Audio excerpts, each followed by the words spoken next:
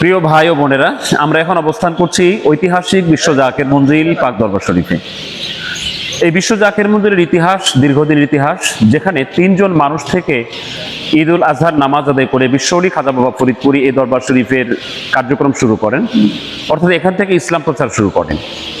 সেই দীর্ঘদিন ইসলাম এবং তরিকা প্রচার করে 1 মে 18 বৈশাখে 2001 সালে বিশ্বলি খাজা বাবা ফরিদপুরি কেবলাজান হুজুর তিনি দারুল বাকায় তাশরিফ নেন, অর্থাৎ এই দিনটি হলো তিনার ওফাতের দিন। এই দিনকে কেন্দ্র করে বিশ্ব জাকের মঞ্জিলে তিনার পবিত্র ফাতিহা শরীফ অনুষ্ঠিত হয়। এটি মূলত 30 এপ্রিল দিবাগত রাত, 17 বৈশাখ দিবাগত রাতে অনুষ্ঠিত হয়, যেটি আগামী রাত্রে অনুষ্ঠিত হবে। এই মহাপবিত্র বিশ্ব ফাতিহা শরীফকে কেন্দ্র করে বিশ্ব জাকের মঞ্জিল পাক দরবার শরীফে লক্ষ লক্ষ মানুষ আগমন করবে। এখানে আমরা ইতিমধ্যে এসে উপস্থিত হয়েছি। আপনারাও যারা যেখানে আছেন সকলেই বিশ্ব জাকের মঞ্জিলে চলে আসুন। এখানে ফরজ, ওয়াজিব, সুন্নত, নফল বন্দিগি হবে, কোরআন তেলাওয়াত, জিকির, আজকার, ওয়াজ নসিহত, মিলাদ ও কিয়াম এবং মহাপবিত্র রওজা শরীফ জিয়ারতের মাধ্যমে এই মুহূর্তে অনুষ্ঠান হবে।